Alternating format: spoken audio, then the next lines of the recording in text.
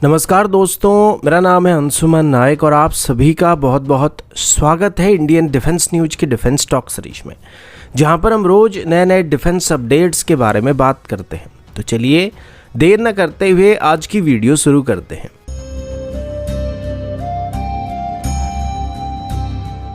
आज की पहली अपडेट इंडियन एयरफोर्स की तरफ से है और अभी हम इंडियन एयरफोर्स की मिराज 2000 एयरक्राफ्ट के बारे में बात करने वाले हैं।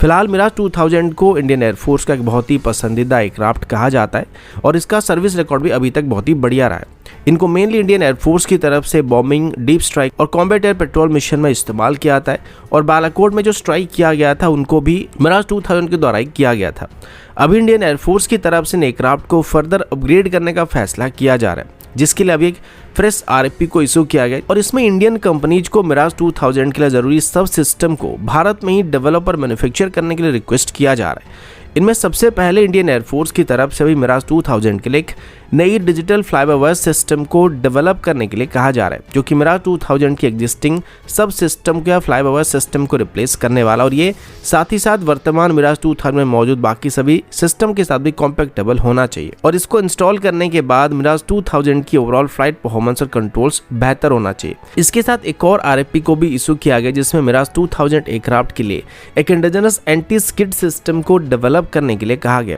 आमतौर पर जब फाइटर एयरक्राफ्ट रनवे पर लैंड करते हैं और हार्ड ब्रेकिंग करते हैं, क्योंकि इनको जल्दी स्टॉप पे आना होता है, तो इस दौरान इनकी पहिए फिसलने के चांसेस रहते हैं। तो इसको काउंटर करने के लिए एयरक्राफ्ट में एंटी स्किड सिस्टम का इस्तेमाल किया जाता है और अब इन सिस्टम को बाहर से इंपोर्ट करने के बदले एक इंडिजिनस सिस्टम को यहाँ पे इस्तेमाल करने का फैसला किया जा रहा है, जिस वजह से अभी इंडिजिनस तरीके से एक एंटी स्किड सिस्टम को भी इंडियन कंपनीज को डेवलप करने के लिए इंडियन एयरफोर्स की तरफ से रिक्वेस्ट किया जा रहा है।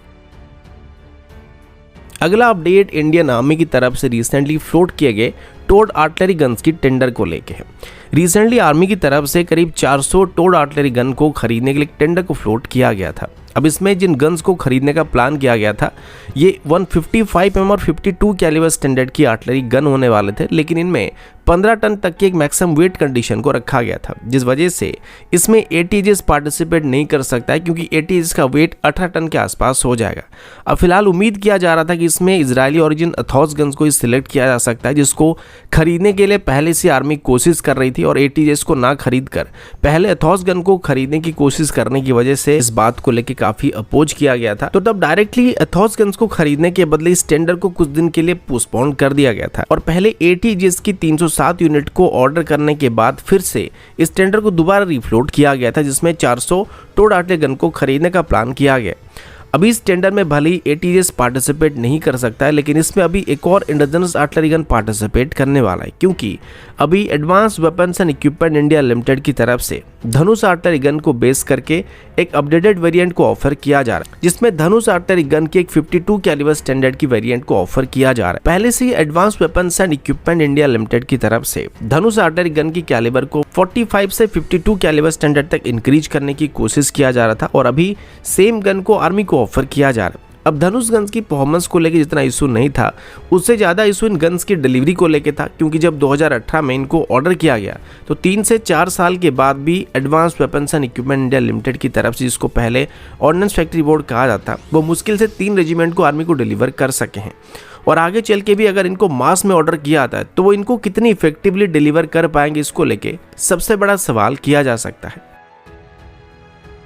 अगला अपडेट भारत और अर्मेनिया की तरफ से है। पिछले कुछ सालों में अर्मेनिया भारत की डिफेंस सिस्टम का एक मेजर एक्सपोर्ट कस्टमर बन चुका है और पहले स्वाति रडार, फिर एटीजेस और पिनाका जैसे रॉकेट को खरीदने के बाद अभी अर्मेनिया को भारत की तरफ से ब्रह्मोस और प्लय जैसे क्रूज और बैलिस्टिक मिसाइल को भी ऑफर किया जा रहा है। इसके बाद अभी ये भी सुनने को मिल रहा है कि अर्मेनिया की तरफ से भी भारत से secretly Akash surface to missile system को भी खरीदा जा चुका है, जिसे पिछले साल खरीदा गया था, लेकिन इस बात को लेकर ना तो अर्मेनिया की तरफ से कोई स्टेटमेंट दिया गया था और ना ही भारत की तरफ से कोई स्टेटमेंट को इशू किया गया था कि हम अभी आकाश सरफेस टू मिसाइल सिस्टम को अर्मेनिया को एक्सपोर्ट कर रहे हैं। कुछ दिन पहले अजरबैजान की तरफ से भी भारत के खिलाफ आवाज उठाया गया था कि भारत अभी अर्मेनिया को एडवांस वेपन्स को सप्लाई कर रहा है, लेकिन इसमें Akash surface to missile system का जिक्र नहीं किया गया था और कहीं ना कहीं अजरबैजान को भी इसके बारे में कोई आइडिया नहीं था कि भारत से अभी Armenia Akash surface to missile system को एक्वायर कर रहा है। अभी इसी से रिलेटेड कुछ और खबर सामने आ रही है जिसमें ये बात बताया जा रहा है और क्लेम किया जा रहा है कि आर्मीनिया की तरफ से पिछले साल Akash surface to air missile system को खरीदा गया था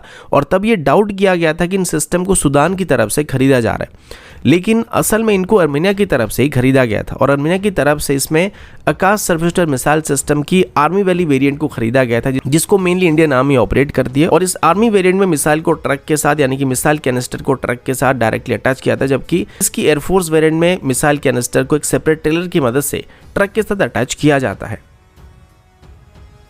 अगला अपडेट इंडियन नेवी की तरफ से है। अब जैसे कि आजकल एआई हमारे डेली टू डेली लाइफ में अपनी जगह धीरे धीरे बना चुके हैं, ठीक है, वैसे ही डिफेंस सेक्टर में भी एआई काफ़ी हद तक इस्तेमाल किया जाने लगा है, जिससे ह्यूमन एरर को मिनिमाइज करने के साथ साथ टाइम को भी काफ़ी हद तक मैनेज किया जा सकता है। इसी वजह से अभी इंडियन नेवी की तरफ से अपनी फ्यूचर शिप्स में और वॉरशिप्स में एआई का इस्तेमाल करने के लिए एक आईडेक्स इवेंट को आयोजित किया जा रहा है, जिसमें देश भर के सभी public sector company, private sector company और एमएसएमई कंपनी भी या फिर स्टार्टअप कंपनी भी नेवी के लिए एआई बेस्ड सिस्टम को डेवलप कर सकते हैं। इसमें नेवी का जो मेन प्रायोरिटी है वो ये है कि वो अभी एक इंटीग्रेटेड एआई सिस्टम को अपनी वेसल में इस्तेमाल करना चाहते हैं, जो कि नॉर्मल ऑपरेशन में ह्यूमन एरर्स को मिनिमाइज करने के साथ साथ बेहतर सिचुएशनल अवेयरनेस को प्रोवाइड करने में मदद करेगा। एक तरीके से वॉरशिप में लगे हुए सभी सेंसर्स, रडार्स और सोनार की डाटा को एक ही साथ एआई बेस्ड सिस्टम की मदद से मॉनिटर किया जाएगा, जो कि बहुत ही कम समय के अंदर उस डाटा को प्रोसेस कर सकता है और कोई भी थ्रेट को आइडेंटिफाई कर पाएंगे। और एक नॉर्मल ह्यूमन को ये सब करने में जितना टाइम लगे, फिर कंपाइल करने में जितना समय लगे, उससे काफ़ी कम समय में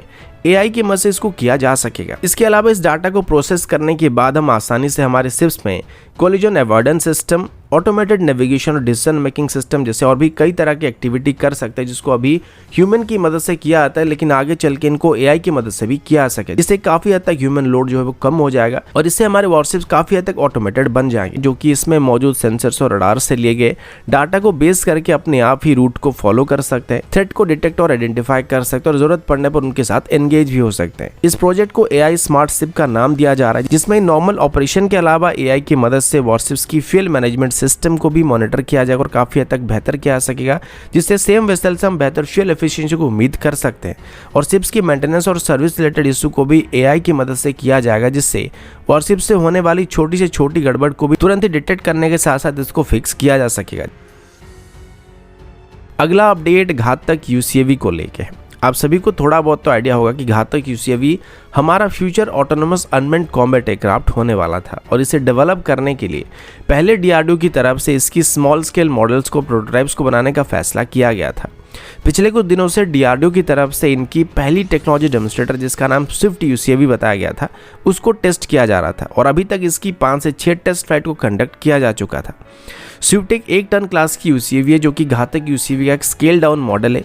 जबकि घातक यूसीएवी की बात करें तो एक 13 से 14 टन क्लास का यूसीएवी होने वाला है, जो कि लगभग तेजस की तरह पेलोड को कैरी कर पाएगा। अभी पता चला कि एडीए की तरफ से अपनी एरोनॉटिकल टेस्ट ट्रेन चित्रदुर्गा में एक बार फिर से घातक यूसीएवी की टेक्नोलॉजी डेमोन्स्ट्रेटर की एक और टेस्ट फ्लाइट को किया गया था, जिसमें इस बार इसको autonomous flying wing technology demonstrator कहा जा रहा है। इससे पहले हम सेम प्रोटोटाइप को स्विफ्ट यूसीएवी के नाम से जानते थे, लेकिन इसमें कंफ्यूज होने वाली कोई बात नहीं है। लेकिन अभी जो टेस्टिंग किया जा रहा है, इसमें इसकी ऑटो टेक ऑफ और लैंडिंग सिस्टम को टेस्ट किया जा रहा है और इस दौरान स्विफ्ट यूसीएवी की परफॉर्मेंस को फ्लॉलेस पाया गया है। एडीए के मुताबिक ये टेस्ट अभी फ्यूचर में होने वाली कंप्लीट ऑटोनोमस ड्रोन ऑपरेशन के लिए काफी जरूरी था, क्योंकि अब ये लगभग कंफर्म हो चुका है कि स्विफ्ट यूसीएवी को बिना कोई ह्यूमन इंटरवेंशन से टेक ऑफ और लैंड कराया जा सकता है, जो कि इस पूरे प्रोग्राम के लिए बहुत ही बड़ी अचीवमेंट है। लेकिन प्रॉब्लम ये कि अभी तक इसे फर्दर डेवलप करने के लिए और टेक्नोलॉजी डेमोन्स्ट्रेटर से प्रोटोटाइप को डेवलप करने के लिए जो फंड्स की जरूरत है, उसे अप्रूव नहीं किया गया, जिसको जितना जल्दी अप्रूव किया जाएगा ये घातक यूसीएवी प्रोग्राम की डेवलपमेंट के लिए उतना ही फायदेमंद होने वाला है। तो दोस्तों अभी के लिए इतना ही, मिलता हूं आपसे अगले वीडियो में, तब तक के लिए जय हिंद, वंदे मातरम।